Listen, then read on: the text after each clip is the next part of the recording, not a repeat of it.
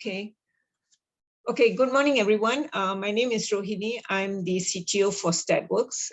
Thank you again for joining for this webinar, which is introducing a new technology under our Perceptron 360 decision platform, which is known as Hazelcast. It's a real-time intelligent platform in order to process huge data in very few seconds, okay, very fast.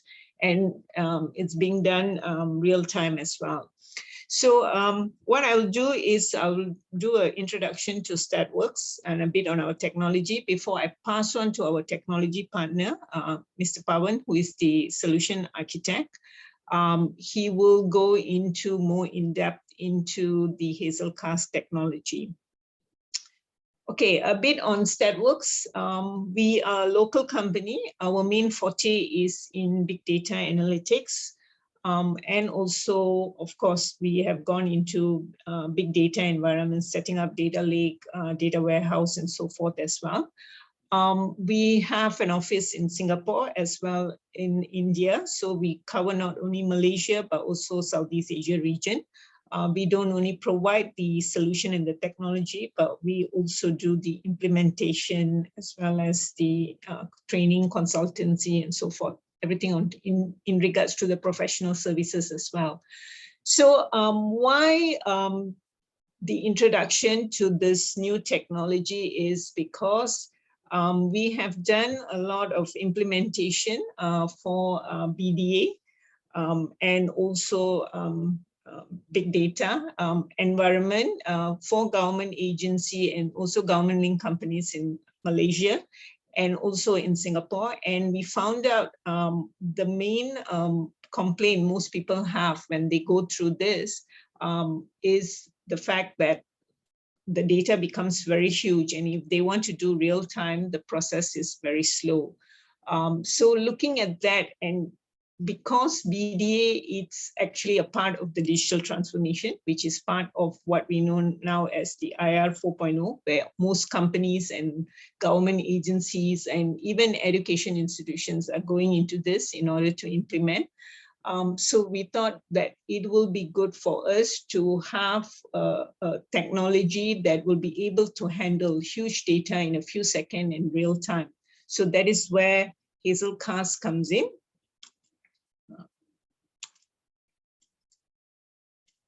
Okay, so as part of our 360 platform. So a 360 platform, we have different components to it to handle everything from data lake to data storage, to ETL, to analytics, to visualization in AI. And this is part of our new technology platform where we are looking at introducing Hazelcast as the real-time intelligence platform. So when you look at this whole architecture, you have usually digital transformation, and the fact of BDA is part of digital transformation. Of course, digital transformation incorporates a lot of things from infra to network to security, but big data environment as well as big data analytics is a major key component where ultimately it culminates into AI. So when you look at the whole decision platform, the part of missing usually most vendors when they actually offer this solution is part of the streaming. A lot of them say, yes, they can do streaming, but when the data goes very huge, especially when it comes to government agency or education or even huge corporations, right? It will be very slow, and most of them cannot do it real time. So most of them do pseudo real time in a way, and to handle this whole lag in processing. So that is the advantage of Hazelcast, where it comes in order to process 1 billion records in a few seconds. So that is really good. So this is where we are looking at it. So now I'll pass on the presentation to Pavan. He will continue into the Hazelcast offering, as well as the technology and architecture. If there is any questions, please do stop and ask. No problem. We can keep this very informal. Okay, Pavan, I will stop sharing and then you can take over. Sure. Can you see my screen? Am I audible? Can you see my screen? Yes, sir. Yeah, sure. Let me turn on my video as well. Just give me a minute. Yeah. This presentation mode. Okay. Good morning, everyone. My name is Pavan. I'm part of Solutions Architect team in Hazelcast. Today, what we'll be looking at is I think you're muted. how about now? Yeah. Yeah, right. Hey, good morning, everyone. My name is Pavan. Pavan, sorry, I think we can't hear you. Even now? You need to unmute. No. Right now I can hear. We can hear. Can you hear me now? Am I audible? Yeah. Yeah, you are. Okay, thanks. Right. Yeah, my name is Pavan. So I'm part of Hazelcast Solutions Architect team. So I'm based out of Malaysia. So today what we'll be looking at is what Hazelcast is and why is it relevant for different industries today, especially public sector today, right? And then what is this concept of IDA that we have been talking about? That means Intelligent Data Acceleration Hub. That yeah, Ruhini. Pavan, sorry, I don't think we can hear you. The rest, can you hear Pavan? Yeah, we can. Doctor, can you hear him? We can.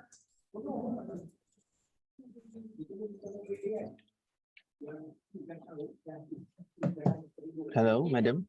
Can you hear us? Ruhini, can you hear us? Yeah.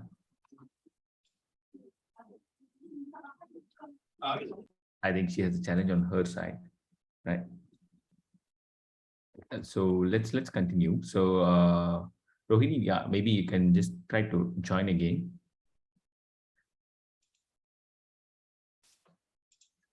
Okay, right. So what I'll be talking about is the overview of what Hazelcast is and what is why there is a need for Intelligent Data Acceleration Hub that we have been talking about, and how organizations can leverage this data hub to be able to facilitate like data sharing, data governance, and then also things around being able to have control in terms of what data to be shared, right? So those are the aspects of IDA, and I'll be talking about in my slides later, right? I'll also walk you through a few of the use cases, right, that we have wherein customers have used IDA in one or the other forms, right? So please stop me if you have any questions or if you want me to deep dive into any of the specific topics.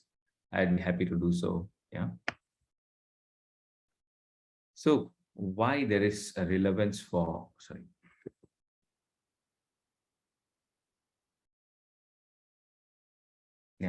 why there is a relevance for a platform like Hazelcast and what are its capabilities, right? If you look at any industry today, right, be it FSIs or be it public sector or be it manufacturing, what they are really looking at is how do we make sure we respond to customers in real time or citizens in real time, or how do I take actions in real time? There was a time back in 2000s wherein things were done much more in a batch mode, right? Right. That means a lot of things used to happen in a batch processing mode. Even your BIs or business intelligence that we used to derive from the transactions that used to happen on a batch, it had a notion of processing them in a batch mode, right? Right now, organizations are looking at, or even agencies are looking at, how do I process this huge set of data that I have in real time instead of having to do them in batch mode. For example, right, real-time monitoring of citizen activities, especially in restricted areas. How do I do that, right? Or how do I do specific reporting that I have to do on my agency expenses to the central agency which manages the finance? How do I do the real-time reporting portion, right? And then also for IoT-based integrations, public sectors who are specifically involved in the infrastructure development, they are looking at how do I integrate my infrastructure that I have in place and being able to process the data that comes from these IoT devices in real time, right? Likewise, for other sectors itself, there is a need for real-time fraud detection itself, right? Customers are looking at getting notified on a real-time fraud that's happening rather than getting notified after the fraud has happened, right? So those kind of use cases kind of gives rise to being able to process data in real time rather than processing them in a batch mode, right? And another use case that we recently saw in public sector was around being able to do especially for the defense department, right?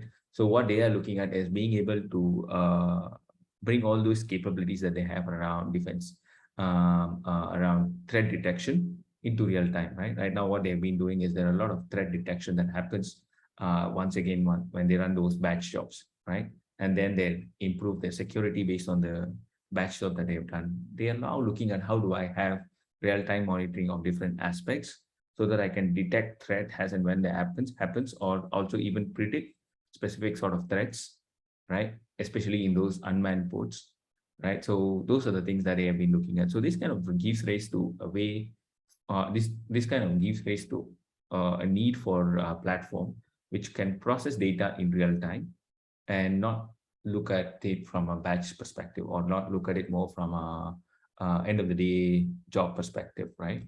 So once we understand that there's a need for a real-time data processing, let's look at a few of the challenges that we have, right? So we know that real-time data processing is important, but the challenge that organizations or the agencies have is the amount of data that they need to deal with, right? Earlier, like what Ruhini was mentioning about, they understand that there's a need for real-time data processing, but the next immediate challenge that they have is huge amount of data that they need to deal with, right? And these data can grow up to terabytes, right? And then these are actually at times structured data, sometimes it is unstructured data. They have to deal with images, videos, and there might be some cases wherein they might have to deal with handwritten data. So there is unstructured and structured data that they need to deal with. They need to deal with volume, and they also need to deal with the velocity at which the data is coming in, right? So these three aspects of velocity, variety, and volume poses a challenge for agencies to do a lot of things in real time, right? They appreciate doing things in real time, but they want to do things in real time. They have these three set of challenges, right? How do I handle data that is coming at higher velocity? How do I deal with a variety of data that is coming in? And then the volume at which I need to process the data itself, right? One of the examples would be multiple events, like if you're doing a real-time monitoring in a specific zone inside an airport, right? So there are a lot of people walking in, and then a lot of images are being taken of those individuals who have been walking around in that specific area, right? And they need that information that is captured in real time needs to be matched with the data profile or a citizen profile that you have on your system of records, right? That could be stored in a database, or it could be stored in some other agency via as an API. So all of that data needs to be brought together to infer real-time actionable item. So for that to happen, so you need to deal with the velocity of data in which it's coming in, and then the volume at which, or the volume of the data that you have to match it with, right? So with this challenge in mind, that's where Hazelcast comes in. It's a real-time intelligent application platform. Why we call so is because it allows you to ingest real-time data. It could be coming in from your cameras, it could be coming in from your databases, or it could be coming from your any transactional system, and mash it up with your contextual data, right? That means you might have other system of records which holds data about the specific events that are happening, mash them together, derive intelligent inferences out of it, right? That's where Hazelcast comes in. So in short, how Hazelcast would look like is something like this. That means you will have, let me minimize this portion here. Just give me a minute. Let me minimize this window so that I can.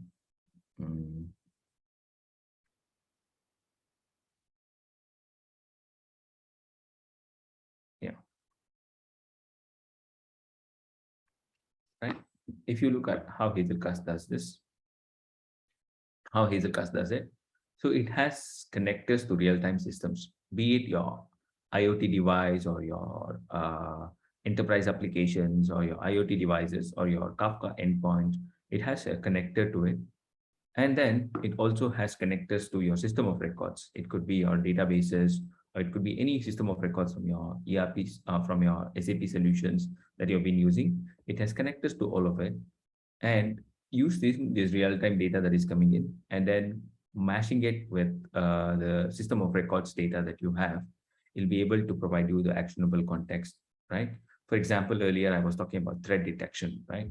For a government agency, they might be having different data captured from their different IoT devices like cameras or a CCTV that is coming in. And that needs to be mashed up with a profile of those blacklisted individuals, right? So that profile will tell them that, okay, this individual has been identified in these specific use cases. So he has to be the actionable item that we need to identify is who are the individuals who need to be cautious about, right? Who are the individuals who need to be identified and then separated out, right? That could be one of the use case. In that case, we will be able to connect to those real-time systems and mash it up with the contextual data that you have in your system of records, process them together, and then provide the actionable context.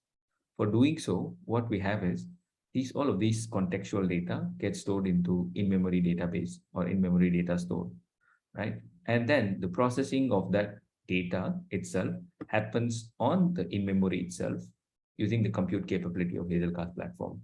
So basically, Hazelcast platform is a one single runtime that brings in-memory storage and compute together into one platform, right? So this gives the power. This gives that power for you to able to for organizations to be able to process huge set of data at real time, right? And then deliver actionable context, right? While all of this is happening, organizations can also query this data that is happening going inside the Hazelcast platform itself using SQL. So this is SQL, right? Why is this important? Is because, for example, you might have different data sources which holds the data, which is now mashed into a single data store. And now this single data store can be queried, right, in at a faster pace because it's now stored in memory, unlike any database. Right now, you get a power of being able to mash data from different databases, put them into a central store, and query this data in-memory tables like as if it was one single database, right? And this is how the applications can actually read the data that is inside the Hazelcast platform using SQL. Or if you want to deal with the data using different programming languages, there is a support for all these programming languages out here, so that they can actually query data that is flowing through the Hazelcast platform itself, right? So basically, it's an in-memory platform which provides you a way to store huge set of data. When we talk about data, we are talking about terabytes of data, and run computation on the data that is stored in the in-memory, right? So this kind of makes it more powerful. And this is where Ruhini earlier was talking about being able to process data at a faster pace and deliver actionable context, right? So you might have heard of similar technologies before. So you might have heard of technologies that allows you to store data in memory, or you might have heard of technologies which allows you to run streaming analytics or batch processing on a separate solution, right? But only thing is how Hazelcast differentiates itself is like you have your data grids, you have your NoSQL databases, RDBMS, and you run stream processing logic or your batch processing logic as two different runtimes, right? They are running as two different runtimes. This gives rise to latency because your stream processing engine has to pull and push data from these data stores, right? This gives rise to latency. So we are not talking about real time in this case, right? And then there is a lot of integration that needs to be done. And the system complexity becomes much more difficult because this usually will be distributed system. So that's where Hazelcast, what it does is brings those two things into one single platform. Being able to pull the data from your system of records, keep them in memory, right? And run the jobs that you want to run on the data that is stored next doors, right? It is the data itself is stored next doors so that you actually can process the data faster compared to running them as two different separate runtimes, right? So that's why it's quite unique. Right? Any questions so far? Do you guys have any questions? So please stop me if you have any questions.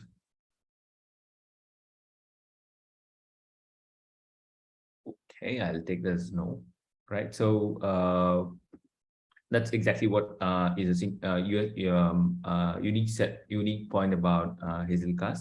That means it will be able to bring the data and the processing capability together into in-memory, and then also the amount of data that it can deal with, it can go up to terabytes, right?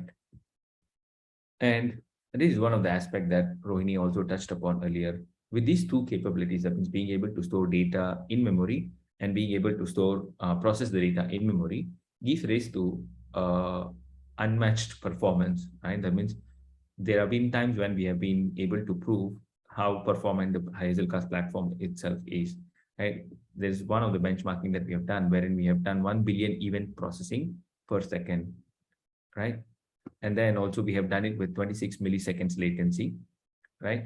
So this kind of also gives confidence to most of our customers across different industries, be able to do a proper capacity planning when they scale, right? Especially when we are talking about government agencies, the volume of data that they deal with is quite huge, right? And what they want is being able to scale the data or scale the platform itself to hold the data, right? And here is where we have proved we have been able to store data and then also process 1 billion events per second. And then also we are able to scale linearly as well, right? So with this, let's look at a few of the architectural patterns, Hazelcast patterns of how Hazelcast is been used by different industries, right? So it has been used for, it also provides you a way for you to consolidate. And then, so before I jump into a few of the use cases, I'll just talk about a few of the platform features. That means it provides you a way to do consolidated management. That means your data gets distributed across different nodes of Hazelcast cluster. So you will have a central management, right? And then also you'll be able to query the data that is distributed into Hazelcast platform, right? Using SQL. And then you also will be able to store data at high density. That means since you are talking about in-memory data storage, now in-memory data that is stored in, data that is stored in in-memory can be actually stored in a much more optimized fashion so that you can leverage every inch of RAM that you have, right? And then it also provides you a way for you to process data in motion, the data that comes from your real-time systems, and then data at rest, data that is stored in your system of records, right? And then it also allows you to do real-time machine learning inferences, right? And then also this provides greater experimentation. That means you will be able to deploy newer ML models into Hazelcast platform itself in real time using ML ops, and provides you a way for you to give rise to this culture of experimentation. Yeah. So a few of the use cases that I talked about are actually digital integration hub. Here is where the evolution of digital integration hub into acceleration hub happens, which I'll touch upon a bit later, and then provides you a way to do real-time streaming analytics, right? And then multi-version machine learning inferencing. This is one of the use case, right? And then also on-demand and real-time analytics, right? And then also as a way for you to allow your microservices to communicate, right? Hazelcast can also be used for that use case. That means you will be able to facilitate microservices communication using Hazelcast platform, right? And then if you want to do large scale simulations of data simulations, so that's another area where Hazelcast could be leveraged, right? And then also, of course, since we have in-memory capabilities, it can be used as a distributed cache, right? And then especially for agencies who have been running on legacy applications, there is a way for you to modernize your legacy applications using Hazelcast platform, or offload your legacy applications using Hazelcast platform, right? That is one of the other use cases that we have. Yeah? Any questions so far?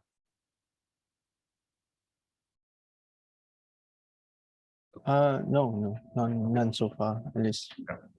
Sure, thanks. Right. So what is digital integration hub, right? So usually organizations will have their system of records, which are maybe their databases or transactional systems or applications which store data in the database itself, or it might be SaaS-based applications that are running on the cloud, or it might be applications that are running on a legacy infrastructure like mainframes, or it could be data that is coming in from their IoT devices, right? All of that can be aggregated into one single platform, that is Hazelcast, right? We have connectors to all of this. All of the data can be pulled over to Hazelcast platform for storage purposes, and you can run computes on top of this Hazelcast platform itself. That means as and when these data comes in from these different systems, we can run computation and then allow your applications to pull the data and then use it for interaction with users or using it for any analytical purposes, right? So one of the examples that one of the use cases that you can think of is this one. Usually what would happen is without Hazelcast platform, without any data digital integration hub, what you would have done is your application will actually directly deal with this database, right? Pull the data out and then do some processing. And if it needs to talk to your external cloud-based application, uses the APIs, pull the information, and keep it in memory, and then being able to process the data here on the application side. So now, if you look at the number of round trips that your application is making, right, it's quite huge, and then it is doing a lot of processing on its own, right? Now with Hazelcast, how things would work, or digital integration hub, how things would work is something like this. Instead of being able to do a round trip, all the data that is needed for your application gets stored in Hazelcast on startup, right? All the data is in here, right? And as and when these data is here, you will be able to run specific jobs on top of Hazelcast, right? And the inference, the data that you have processed will be stored as a in-memory data set. And this data can be directly accessed by your application, right? Right now, your application is not doing less processing and then just consuming the data that is already processed by Hazelcast. And Hazelcast is now connecting to all your databases. Now, this way, your applications can be much more intelligent in terms of what they would want to show to the users, rather than having to process huge set of data and then having to have logic to connect to all these data sources individually, right? Now they can only focus on data that needs to be showcased to users or data that is relevant to the users, and all the heavy lifting of data processing and data connectivity is managed by Hazelcast platform itself, right? And this portion of applications being able to access this data using Hazelcast is facilitated via APIs, Hazelcast APIs. Applications can use Hazelcast APIs to push and pull data, or use SQLs also to pull and push data from the Hazelcast platform itself. And for this facility, for pulling the data from the system of records, we do have something called connectors that are available, right? By doing this, what would happen is also that what our customers or organizations can take advantage of is this one. That means they'll be able to do applications that are higher performant because all the processing is happening in memory. And Hazelcast platform itself is consists of multiple different nodes, right? It's not one single runtime. That means you will have multiple servers clustered together, multiple servers that are clustered together as one single platform, right? So your data is now distributed across. And if you want to have more data to be stored, you can add more nodes into Hazelcast platform itself. So that's why it gives you a capability to scale out, right? And then it also takes care of, if one of the nodes that is holding the data goes down, it also takes care of failovers. So you don't have to worry about business continuity, right? And then also things around security. Everything that is stored inside the Hazelcast platform can be encrypted, right? And then also it provides easy integration. That means when you have data that are stored in different data sources, which can be matched into one single Hazelcast platform. So that's why it facilitates easy integration as well. Okay. And one of the use cases that we have come across in government agency is this mainframe integration. That means they have a lot of mainframe systems that have been built over a period of applications built on top of mainframes. But what happens is these applications that are user fronting or citizen fronting, they send a lot of read requests to these mainframe systems directly. And most of the times what would happen is this would choke these mainframe systems, right? And then this will slow down the application, and then also agency will have to spend a lot of money in terms of how they be able to scale these mainframe systems, right? So how they are solving this problem today is by able to store the data, load this huge set of data from these mainframe systems into Hazelcast, and any read request from these applications, upstream applications, right, will be directed to Hazelcast, right? And even the write request can be managed by Hazelcast. So every application that needs to pull and push data into mainframes will talk to Hazelcast, and Hazelcast will in turn talk to mainframes to pull and push data over.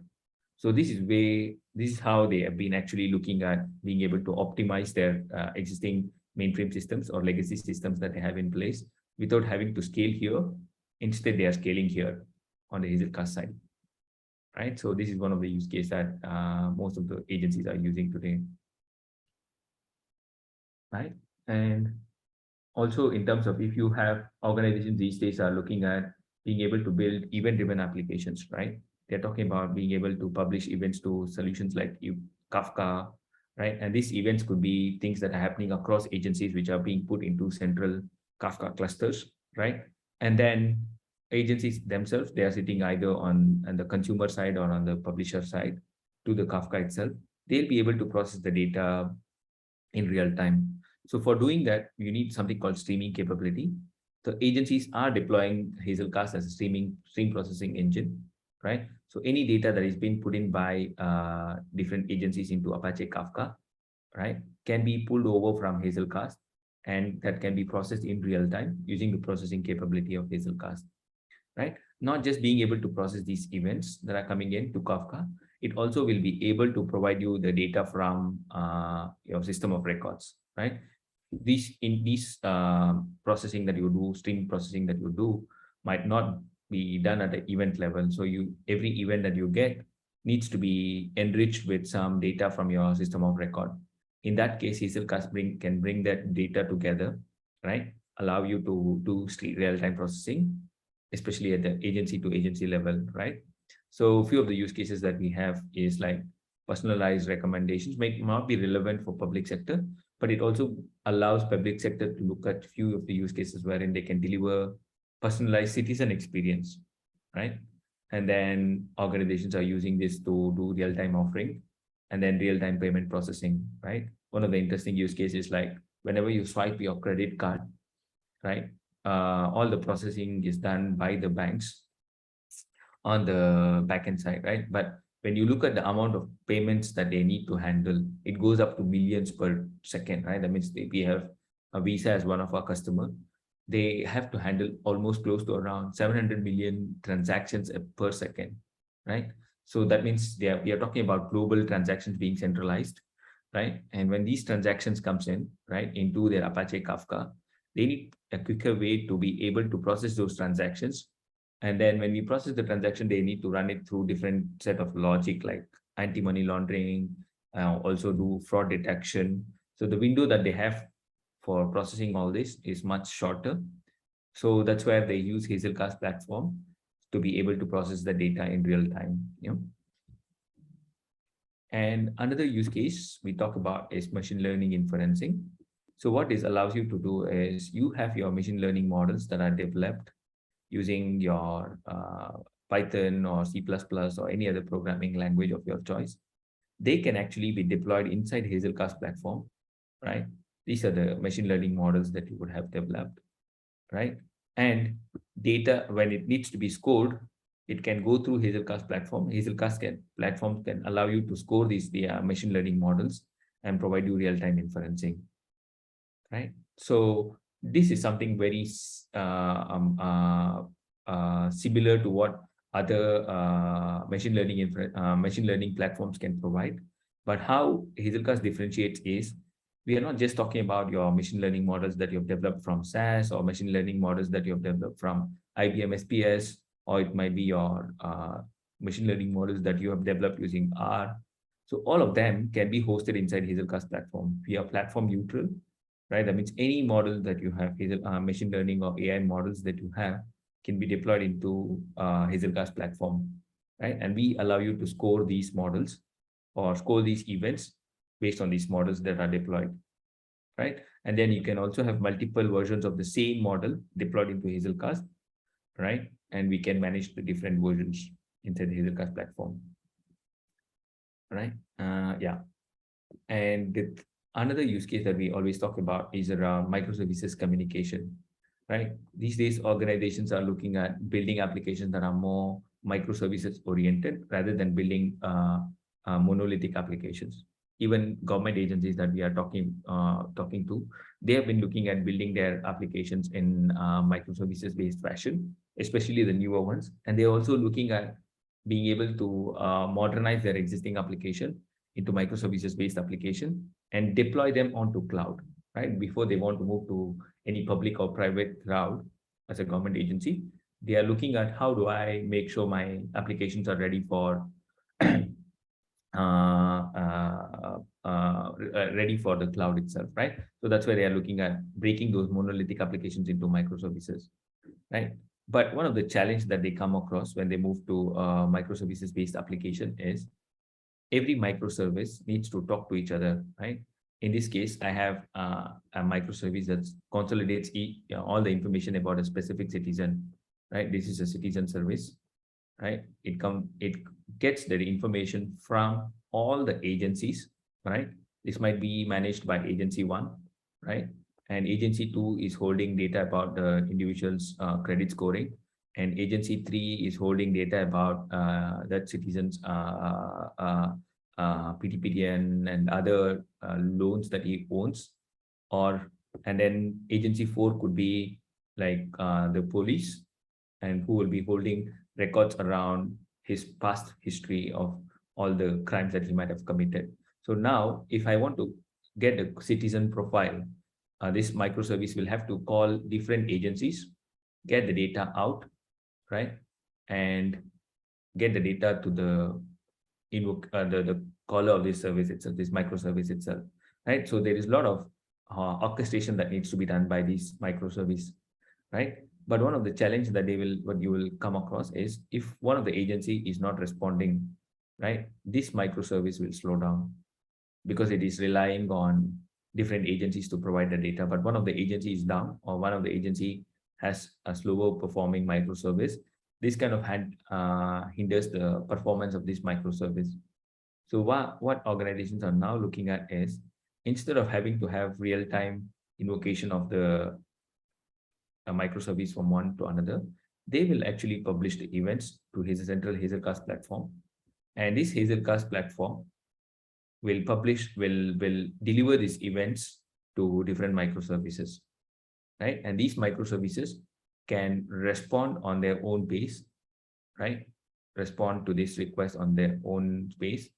And once these responses are come back, the microservice can continue working on it, like continue because here it's now the notion of event publish and subscribe rather than having to do direct invocation. So now this microservice won't be waiting for responses to be collected. Now collecting the response is the headache of Hazelcast. So this microservice can be much faster, performing much faster, right? And likewise, another use case how Hazelcast has been leveraged in agencies is like these microservices that they might need data from a central pool, right? For example, you might have data from NSA, National Security Agency, right? And all these agencies need access to this data, right? These agencies need data to central data that is shared by National Security Agency, right? So what they can do is actually they can take a copy of the data that is needed from the central Hazelcast pool, right? Because this data itself to agency comes from different database. So NSA doesn't want to give you access to all these databases. Instead, this data goes into a central Hazelcast platform, right? Aggregated into a central hub, and every agency who's interested in it can take a portion of that data and work on that data, and anything that needs to be synced back, they can sync back to Hazelcast platform, and Hazelcast platform will sync it back to the right databases, right? Now, this kind of allows agencies to work on the data on their own rather than having to deal with different databases of the agency. NSA won't be comfortable sharing the database details with you guys, right? So this is another use case wherein data can be actually distributed, right, from a central Hazelcast platform to a smaller Hazelcast platform, which is relevant to that specific agency, right? And then the data can be processed locally. And once the data processing happens locally, that can be synced back to the central agency itself, right? So this is another use case of how Hazelcast could be leveraged in a microservices use case, also in agency to agency communication use case, right? Any questions?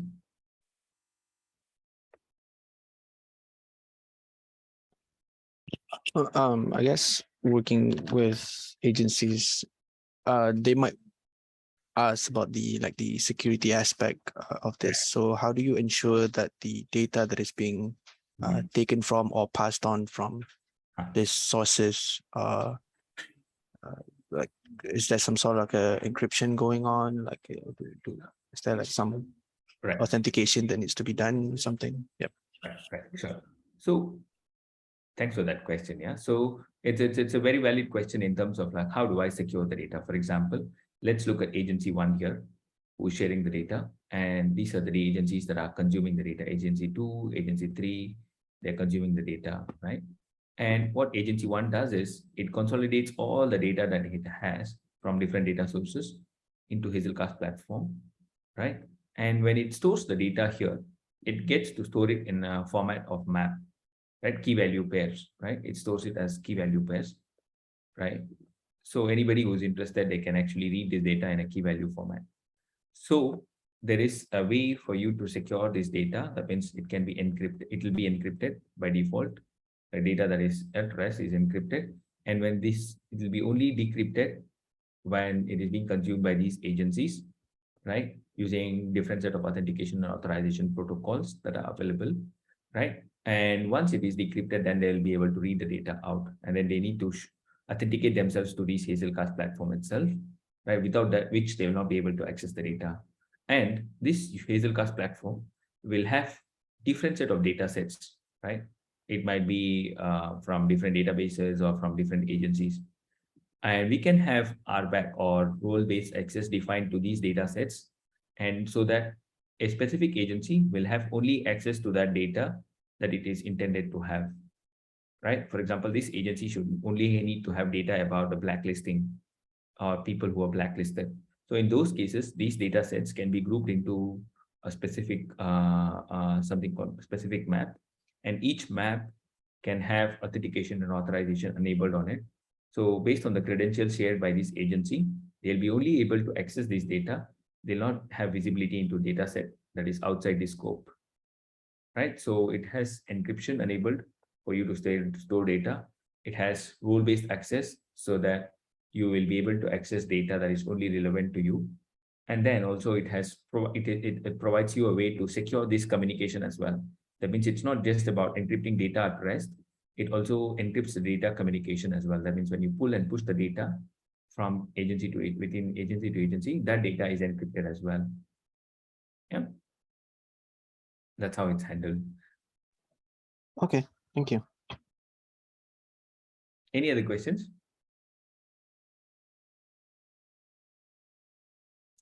Okay, moving on.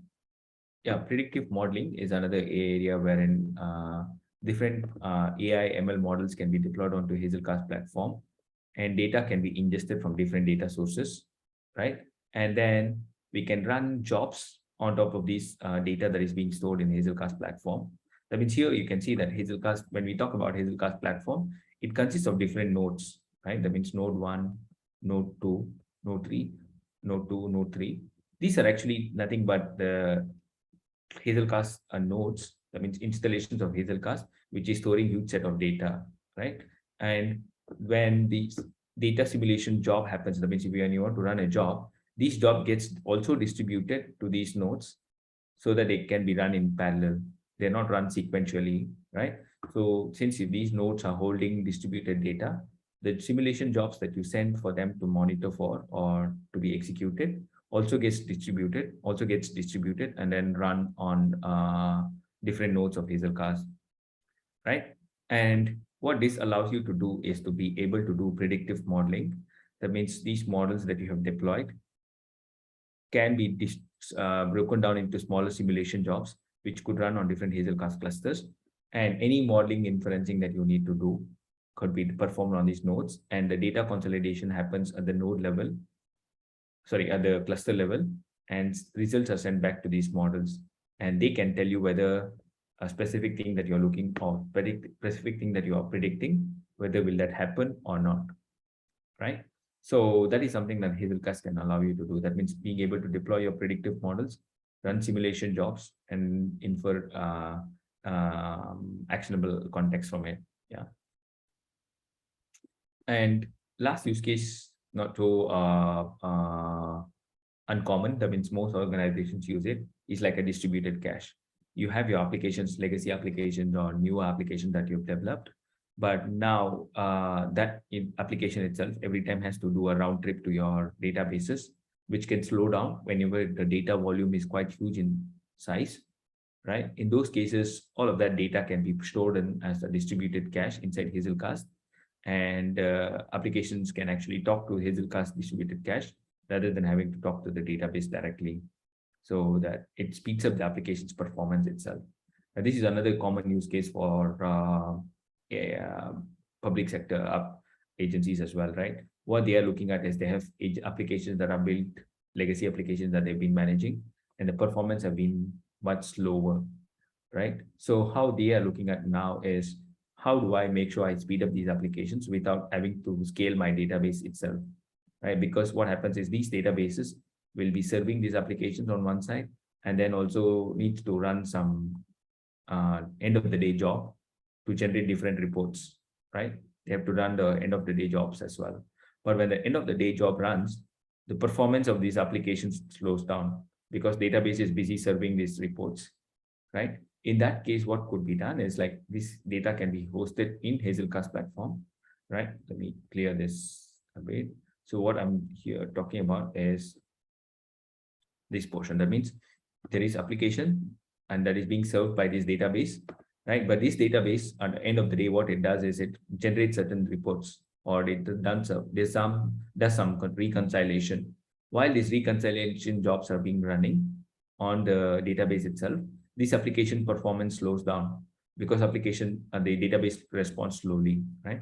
So now what organizations would do is store the data in Hazelcast platform, and while the reporting process is running, your databases won't be disturbed. Instead, Hazelcast platform will serve data that is needed by these applications. So your applications can still perform faster, even though there is huge reporting job that's running on your database tables, right? That's how our distributed cache has been used, right? And we have talked about this here earlier, right? That means we are able to use Hazelcast as a digital integration hub, right?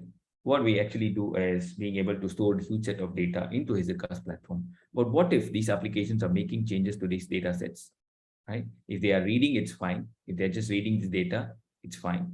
But if they are writing it back to the Hazelcast platform itself, how will Hazelcast cascade this information to these backend systems, right?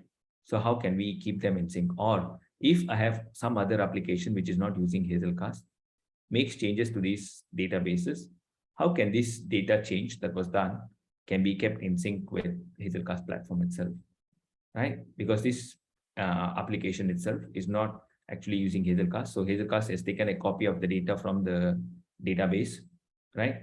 But now somebody has changed the database. How do I keep them in sync, right? So that's where Hazelcast, this one, change data capture comes into play, right? What it allows you to do is to monitor a specific database for any change that happens and update the data in memory storage, right? So that's where it will be in sync always, irrespective of whichever legacy application is making changes to the database. It gets automatically synced up using change data capture capability, right? That is inside Hazelcast platform. That's part of Hazelcast platform. And not just being able to update in memory storage of Hazelcast, it can also publish the change that was actually observed on the database table into other applications using Kafka, right? So other applications who is interested to know what was the data change, they also can leverage this change data capture to be able to act upon this change that has happened, right? So in short, most of the times, like we get asked, is Hazelcast a database, or is it a data grid, in-memory data grid, or is it a stream processing engine, right? So we are a NoSQL database, in-memory database, we are, and then we are an in-memory data grid as well, right? And we are a stream processing engine. So we have brought all these three capabilities together, right, for you to be able to do real-time data processing, right? So it provides you to store data, okay, and then it provides you to distribute data, right? That means the typical database will not provide you distributed computing capability, which Hazelcast provides. And their jobs can be embedded, right? And then it can do heavyweight data processing. Hazelcast can do that, which databases cannot do. And databases cannot do stream processing, but we as Hazelcast, acting as a database, can do stream processing. Likewise, data grids usually will allow you to store data in memory, but they'll not be providing you any cloud native capabilities. Hazelcast provides you that. And then also these are very much defined to specific environments. They say this is the specific hardware configuration that's needed, only when we can perform, right? But Hazelcast is a software-based solution, so it's not a appliance. So it can be deployed anywhere that you want, and it's not specific to any environment. And usually DataGrids doesn't provide streaming capability, but Hazelcast does provide streaming capability as well, right? There are other stream processing engines, right? They are too slow because they need to deal with the data that is stored in some other place, maybe your database or some other data grids. So in case of Hazelcast, both of it is stored in a central location or in a Hazelcast platform itself.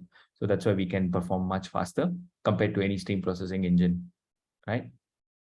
And once again, data can be embedded, jobs can be embedded, which is not a usual case in any stream processing engine, right? And then also, there is no way for you to deploy machine learning models into these stream processing engines, right? But Hazelcast provides you that capability as well, right? So that's where Hazelcast can act as an in-memory database. It can act as a data grid, high-performance data grid, and then also provide you a capability to do stream processing as well. Yeah.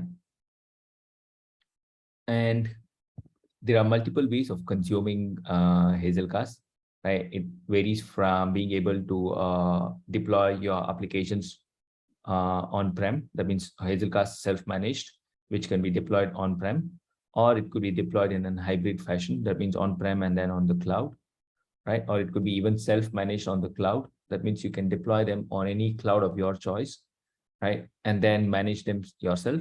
Or it could be a fully managed offering by Hazelcast. That means Hazelcast can be consumed as a SaaS offering as well, right? And then if you want us to deploy on multiple cloud and then manage it for you, that's an option available, right?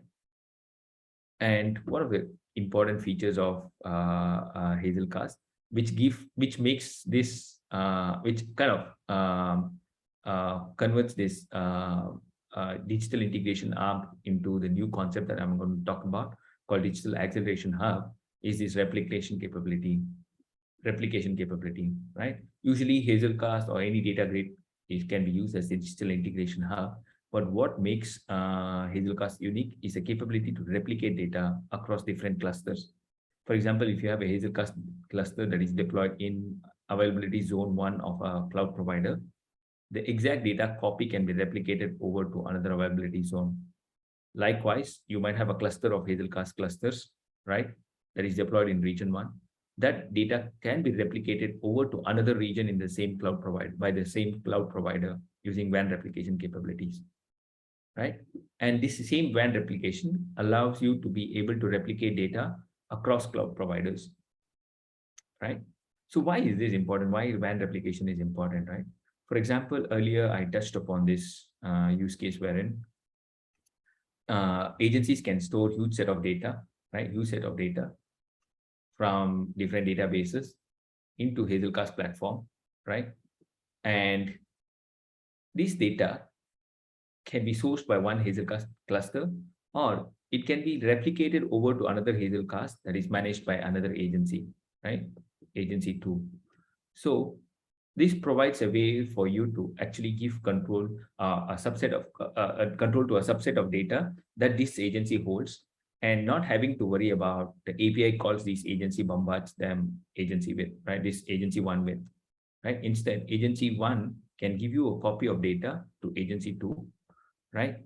And agency two can act upon it and then make modifications that are needed and sync it back to this agency as and when they need it. Okay, so another challenge that you will have come across with this replication is also that agency one might not be interested in actually giving complete control to all the data sets to agency two that can be controlled in Hazelcast platform. And then also Hazelcast platform can also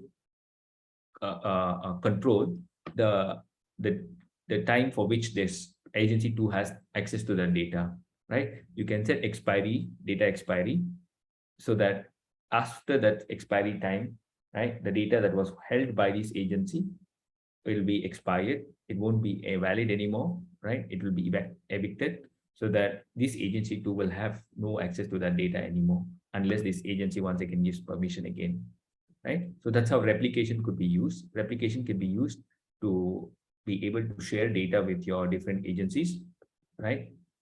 And let those agencies deal with the data first, do either reads or writes on this data itself, sync it back to Hazelcast cluster, and this Hazelcast cluster will sync it back to the real to the data stores in the backend, right? So this is one of the capabilities that makes an digital data integration hub an acceleration hub. Because why it does that? Why is it called an acceleration hub? Is because now you as an agency are aggregating data into one hub, one single hub, and it allows you to be able to share data with different agencies or different departments inside the same agency, right?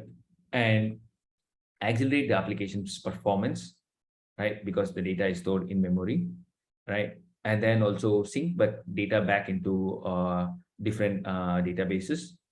And why it is intelligent is because as and when the data comes in, you'll be able to run different jobs on that data, so that these agencies don't have to do too much of calculations on their side.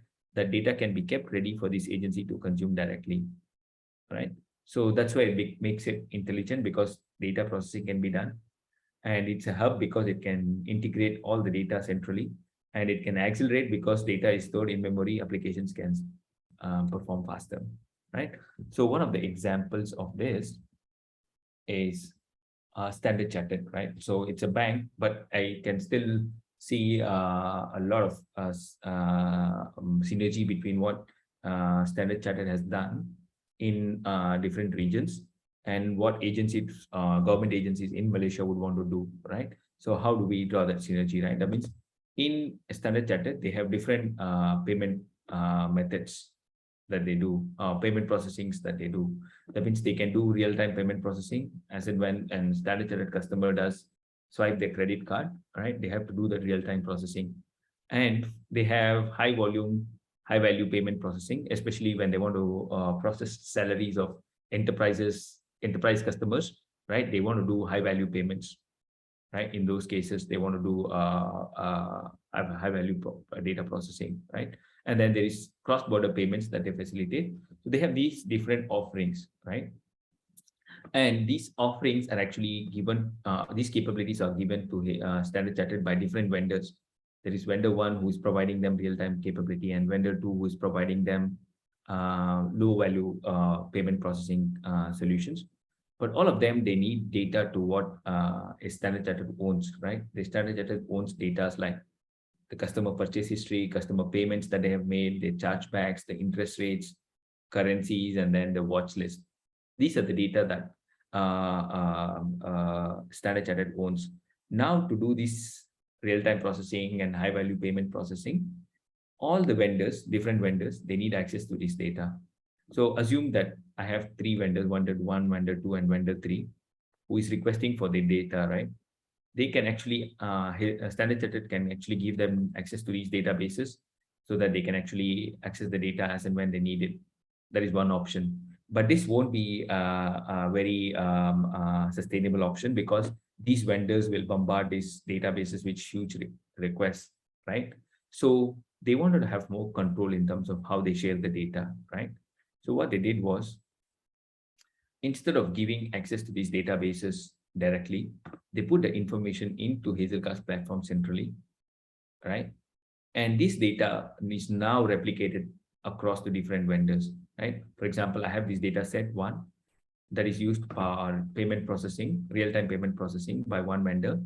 Now, what this vendor can do is actually take a Hazelcast data dump using replication, right? And run all its business logic, right? And then write the data back to the Hazelcast platform. The same data copy will be provided to vendor two. The same data copy is provided using WAN replication. And now they can actually do all the data processing that is needed on this data set. They are now not talking to the database itself directly, right? Once the data processing is done, Hazelcast will take care of communicating that data changes back to the databases. So it's now one central Hazelcast platform that's talking to these databases rather than each vendor's talking to them, right? Instead of each vendor's talking to the database, now it's Hazelcast platform that's talking to the vendors on one side, right? Vendors on one side, and the transactional systems on the other side, right? So this is what in Standard Chartered they call it as acceleration hub, right? They are not using the compute capability yet, right? They call it acceleration hub. But now we do see that there is a lot of organizations now looking at, instead of just dumping the data here and letting the processing happening elsewhere, the processing also is being offloaded to Hazelcast platform itself, right? So that's why it makes it IDHA. That means Intelligent Data Acceleration Hub, right? So they kind of combines your in-memory capability, processing capability of in-memory solution, and then also the WAN replication capability of the Hazelcast platform itself. All of these combined together makes it acceleration hub, intelligent data acceleration hub. Yeah. So there are a lot of other use cases, right, in terms of how other banks have been using Hazelcast platform, other agencies have been using Hazelcast platform. But for today, I will just stop at this, right? We can actually have much more discussion in terms of how other organizations have used Hazelcast platform to speed up their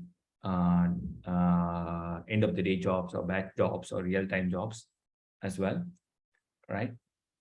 So with this, if there are any questions, I would be happy to take questions.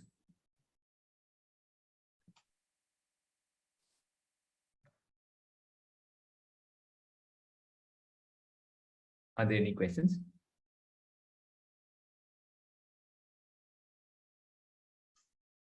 Okay, if not, then I will pass it back to Ruhini.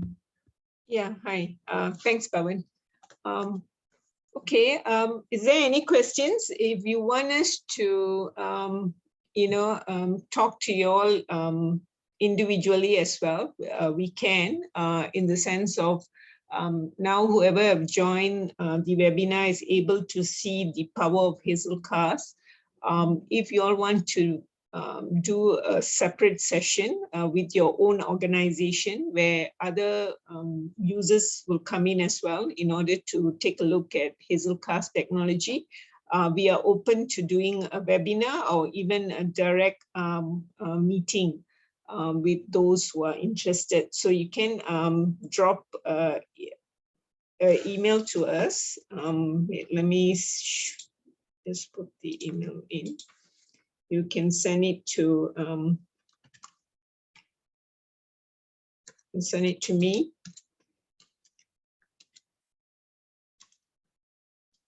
Okay, this is my email ID, or you can send it to my account manager.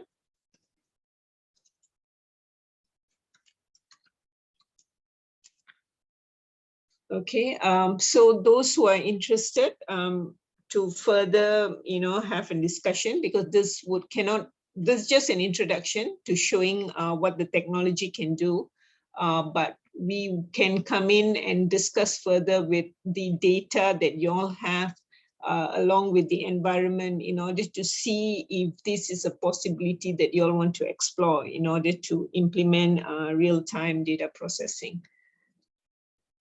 Okay, any questions?